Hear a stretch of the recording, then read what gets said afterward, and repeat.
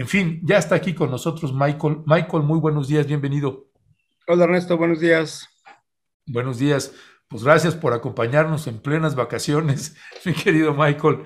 Michael, pues qué decir del informe, cuáles son pues las luces, los señalamientos que consideras, Michael, que son pues, los más urgentes, los prioritarios que está colocando por la Organización de Naciones Unidas.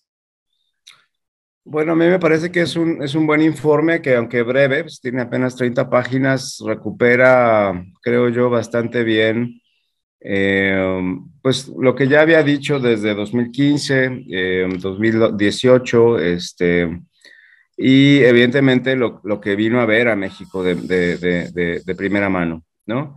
Hay que recordar que el comité se entrevistó no solamente con funcionarios, más de una centena de funcionarios de diferentes niveles de gobierno, sino además con colectivos y con víctimas, y eso le da un valor adicional importante al informe. Nos recuerda el informe, pues, una serie de patrones de desaparición en México, lo cual muestra que el comité sabe qué es lo que está pasando con niñas, con niños, con mujeres, con indígenas, con miembros de la comunidad LGBTQ y más, es decir, con migrantes, evidentemente.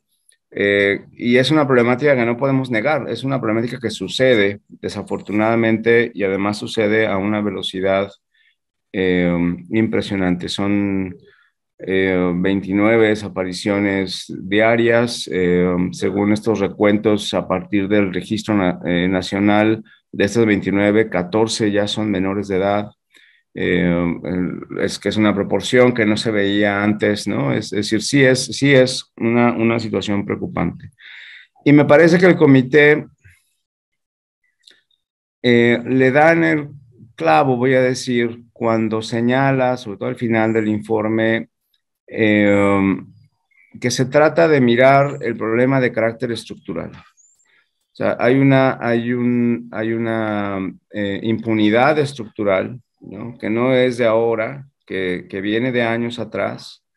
Hay evidentemente con eso un problema de corrupción y lo repite cada vez cuando dice que están coludidos con el crimen organizado una serie de funcionarios, de policías, de militares, en fin, y eso también hay que acabarlo, ¿no?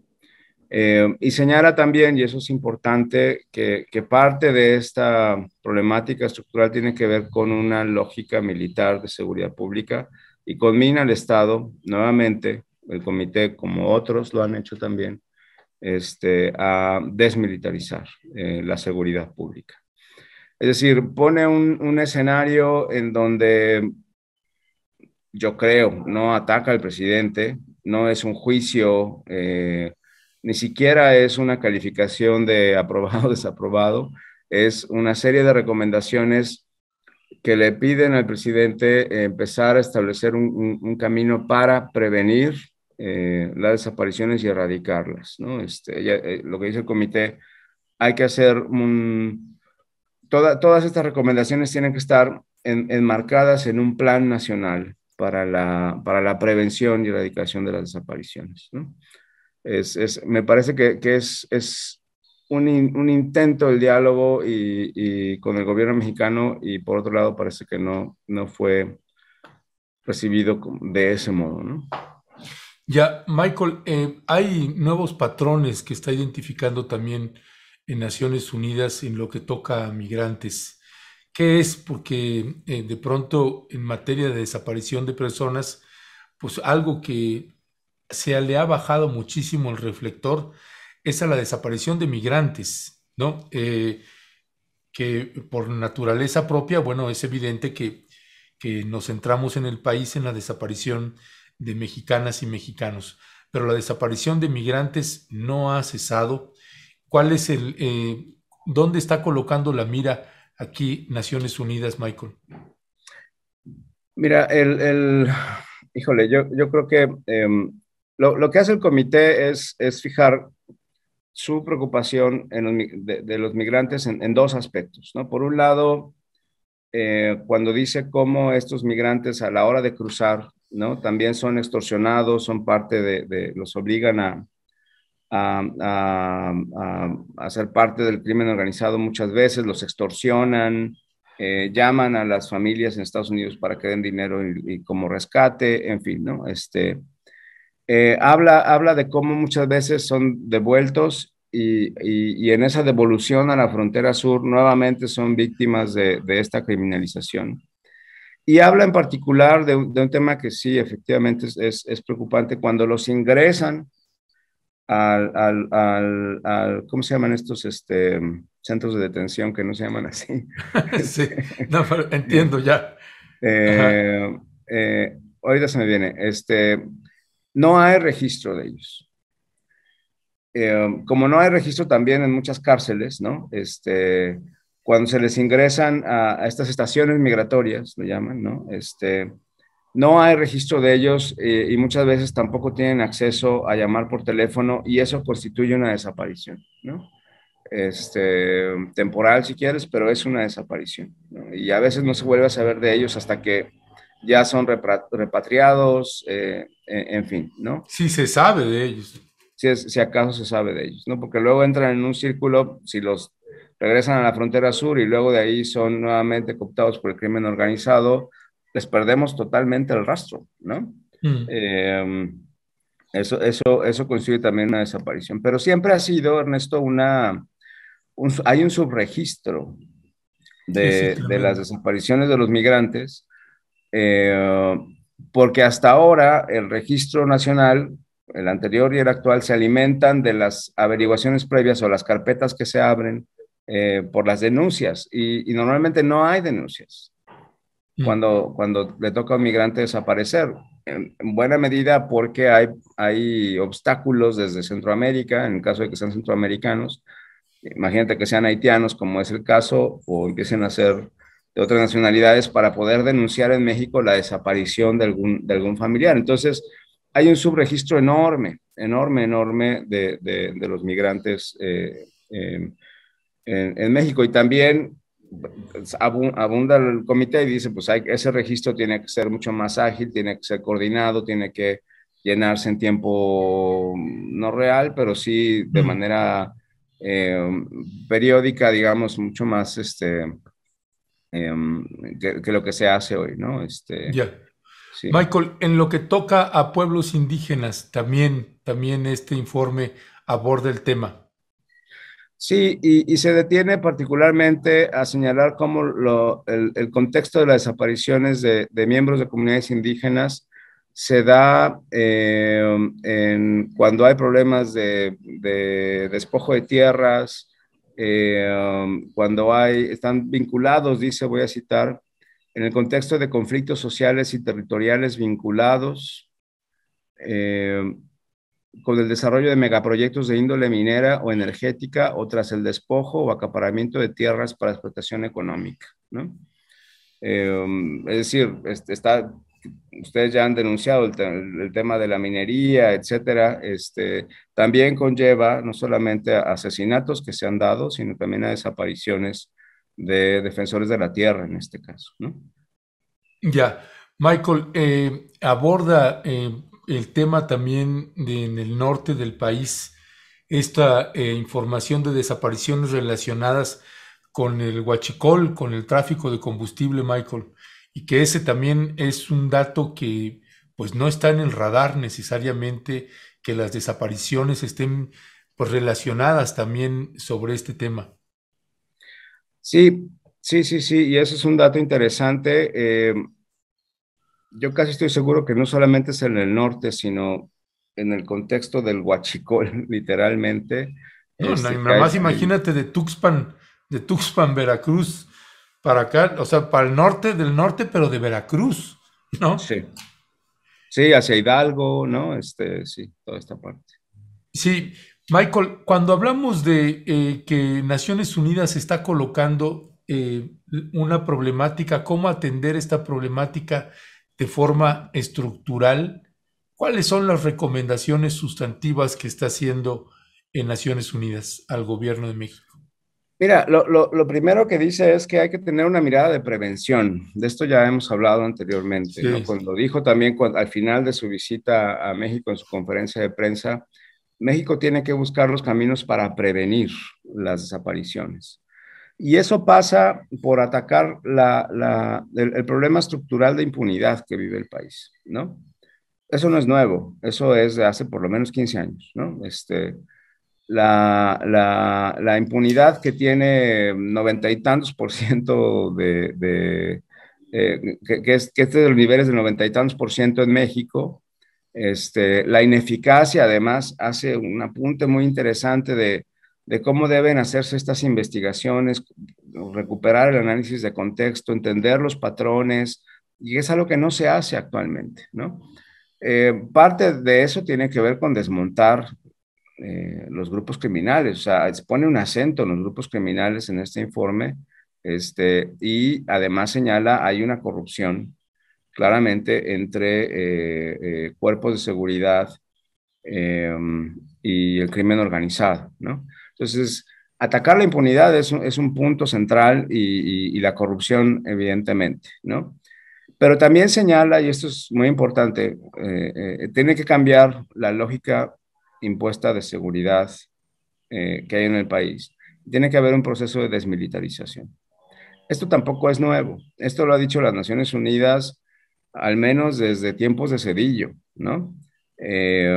Reiteradamente, muchos órganos de Naciones Unidas del sistema interamericano han dicho, no es por ahí, no es por ahí, no es por ahí, ¿no? Se nos ha hablado de un proceso de temporal, ¿no? Es por situaciones extraordinarias y de manera temporal vamos a echar mano del ejército, pero esa temporalidad ya lleva cerca de 30 años y no se ve ni en gobiernos del PRI, ni del PAN, ni de ahora de Morena, ¿no? Que haya un interés efectivamente de desmilitarizar y fortalecer la presencia de la Policía Civil. Hace una recomendación que la Guardia Nacional tiene que ser civil, no militar, ¿no? En ese mismo proceso, ¿no? Que entre paréntesis es cuando se inició a hablar de la Guardia Nacional con el gobierno de López Obrador, se hablaba de una Guardia Civil ujú, y se echó para atrás, ¿no? Entonces, este proceso de militarización lo sabe la ONU, no por México, sino por México y por otros muchos países más. Nunca la presencia de los militares han favorecido el respeto de los derechos humanos. Al contrario. Y esto no es un juicio hacia los militares, esto es un hecho en tanto que los militares no están preparados, no están listos, no están formados para la seguridad pública, sino para la guerra.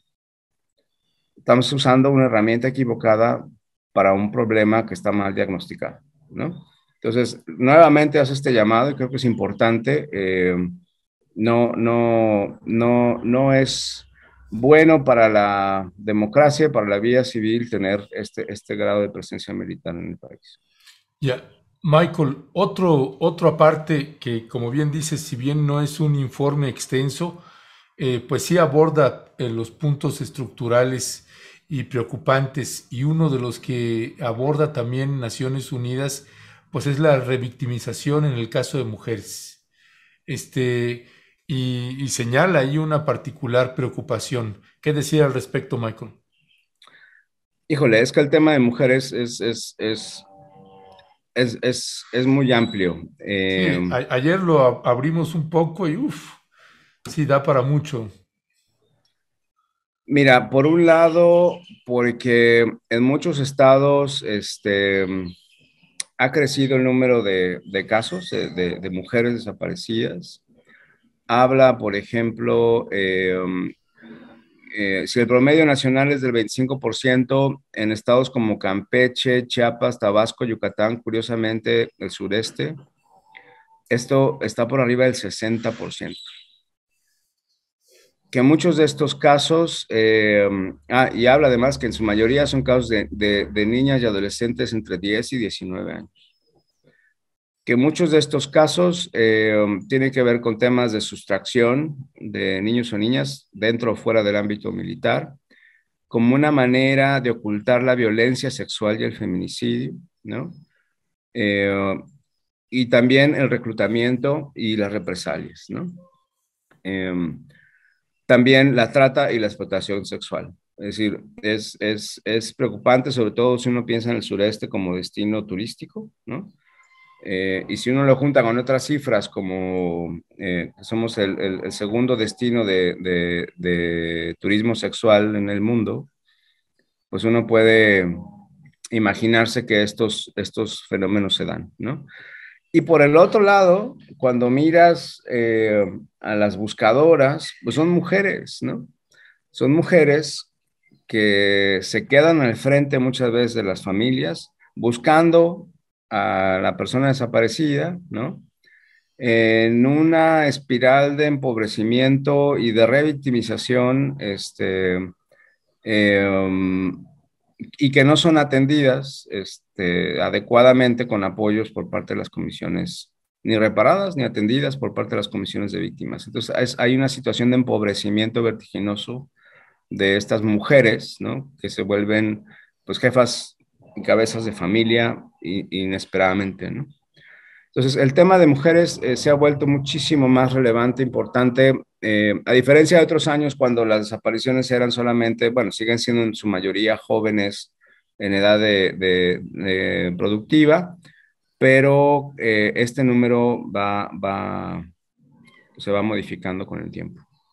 Ya, Michael, permíteme leer algunos de los comentarios que nos hace amablemente la audiencia y que hacen señalamientos para bien o para mal, a favor o en contra de lo que está señalando.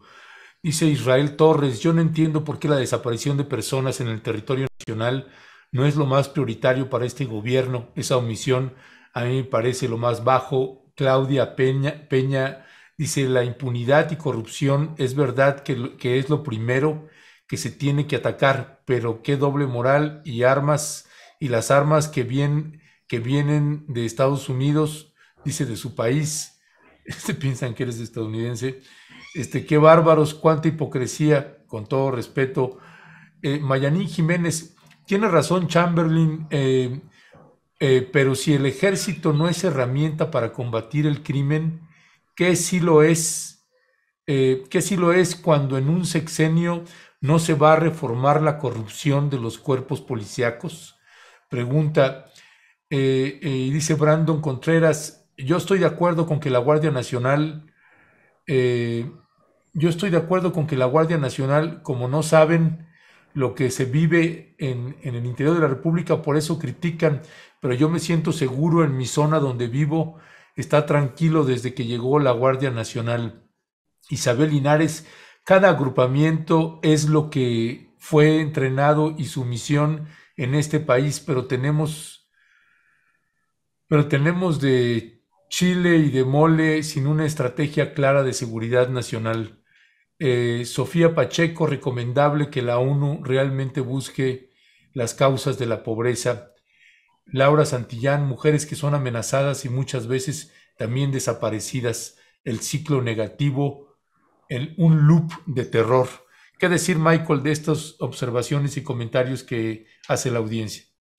Híjole, pues a ver, no es fácil, nadie dijo que fuera fácil, pero yo voy a insistir en esto. Llevamos por lo menos unos 30 años donde los diferentes gobiernos han dicho la policía no sirve, es corrupta, ¿no?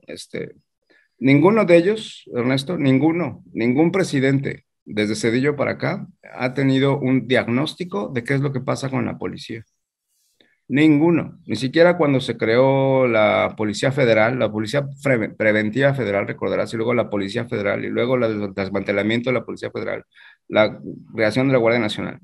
Ningún gobierno ha hecho un diagnóstico de la problemática de seguridad pública del país. Tiene que haber a lo mejor ni una propuesta sustentada, ¿no? Con objetivos claros de cómo debe funcionar, ¿no? Y se han ido por la respuesta rápida de, pues, tráete a los militares, ¿no? Pues igual sirven para todo, ¿no? Construir aeropuertos, dar alimentos. Pues, ¿por qué no los pones también como policías? ha habido un abuso del ejército y no es fácil, efectivamente, yo no sé si sea fácil revertir la corrupción en 6 años, pero tampoco veo un programa para revertir la corrupción de nadie, de nadie. Mm. Entonces, nadie se ha puesto a evaluar, a hacer diagnósticos, a hacer propuestas que las hay, para poder tener una policía efectiva, ciudadana, a nivel nacional. Entonces, la respuesta es la inmediatez de hay que echar mano del ejército. Y el ejército, como no sabe de ser policía, pues lo que hace es mátalos en caliente, ¿no? Pero, Hemos pero, visto pero, escenas pero, así. pero este ejército, a diferencia del otro, también mata en caliente. Bueno, pues tenemos una escena, este, recordarás, de, ¿qué fue? En Tamaulipas, fue donde Sí. se grabó y, ¿no? De una vez, mátalos, Ujú. recordemos, Ernesto, además, hay estudios sobre los índices de letalidad en donde hay supuestos enfrentamientos desde tiempos de Calderón, cuando tenían este medidor de muertos, ¿no? Mm. El índice de letalidad que te dice, bueno, pues normalmente cuando hay un enfrentamiento, y estamos hablando de la guerra, ¿no? Mm. Cuando hay un enfrentamiento, hay una proporción entre heridos y muertos como de 2-1. Y en el caso de México, esa proporción se dispara a 30-16-0, ¿no? Entonces, cuando tienes este tipo de resultados de esos enfrentamientos, estás hablando no de un enfrentamiento, y no de un enfrentamiento en donde lo que quieres es, como sería la lógica policial, detener a la persona agresora, sino lo que tienes como resultado son muertos. Entonces, ahí lo que hay son ejecuciones, ¿no? Pero ahí el presidente López Obrador, incluso en la mañanera, ha sacado precisamente estos datos, estas cifras de cuántos supuestamente perdían la vida en combate, ¿no? Y se ha señalado el presidente una y otra vez, y eran más bien ejecuciones del propio ejército. Yo tengo la impresión, Michael, más allá de que creo que tendría que regularse de una manera muchísimo más fuerte a las Fuerzas Armadas. Sí tengo la impresión, Michael, no sé si lo compartes conmigo, allá para cerrar, que la orden en ese sentido a las Fuerzas Armadas cambió, a diferencia de la orden que tenía con Felipe Calderón o con Enrique Peña Nieto y la orden que ha dado López Obrador, tanto ejército como marina. Eso no quiere decir que no haya, pues quien no obedezca la orden y se presenten este tipo de hechos lamentables de ejecuciones y demás. No sé si tú no estarías de acuerdo en esa parte, que ahí sí la orden cambió, o piensas que es exactamente igual. No sé, es que lo que pienso, Ernesto, es que no es una cuestión de si dan la orden o no dan la orden. O sea, eso también es un problema, por Sí. supuesto, ¿no? Y habría que investigarse y eso te lleva a responsabilidades de delitos de lesa humanidad, ¿no? Serios, ¿no? Y no dudo que en este país los haya, insisto, por lo menos desde tiempos de ese dicho, ¿no? Pasando por Calderón y demás. Pero el tema no es ahí. El tema es qué modelo de convivencia ciudadana queremos instaurar en este país en donde sea posible la prevención Mm. de los delitos, ¿no? De una manera pacífica, ¿no? Este, y eso desde la experiencia internacional y ya podríamos decir que desde la experiencia de México, ¿no? No es con la presencia militar, no es a partir de Sí. la disuasión de las armas, ¿no? Es una lógica muy distinta, ¿no? Entonces, y voy a insistir en esto porque yo creo que el informe del comité no debe ser visto como un ataque político al gobierno ni a los militares, ¿no? Completamente de acuerdo, Sino como completamente de una, acuerdo. una salida para prevenir las Sí, desapariciones, sí. ¿no? para prevenir las violaciones a derechos humanos. Esa es la lógica que tenemos que entrar. Y voy a insistir, necesitamos recuperar diagnósticos, evaluaciones, tanto de la policía como del ejército, y empezar a buscar otras formas, ¿no? En donde podamos convivir sin la amenaza de las armas, ¿no? Sí. Y ese es digamos, ojalá sirva como este informe como provocación para empezar a hablar del tema, ¿no? Sí, y esta parte también la comparto contigo. Este informe de Naciones Unidas, pues es una herramienta fundamental que ojalá el gobierno del presidente López Obrador, pues se la apropie y pueda trabajar conjuntamente con Naciones Unidas, con organismos internacionales también, pues en materia de esto que se ha terminado convirtiendo en una tragedia humanitaria y como señala el mismo informe de Naciones Unidas, pues el tema de las desapariciones, pues es un tema ya continuado y que se ha ido ampliando y que ojalá el gobierno del presidente López Obrador pues haga un giro ahí, un cambio y reciba este informe como tendría que recibirse. Creo que sería útil y benéfico para el propio gobierno del presidente Andrés Manuel López Obrador. Michael, como siempre, un placer charlar contigo. Te mando un fuerte abrazo y seguimos al habla, Michael. Claro que sí, Ernesto, muchas gracias, un saludo. Gracias.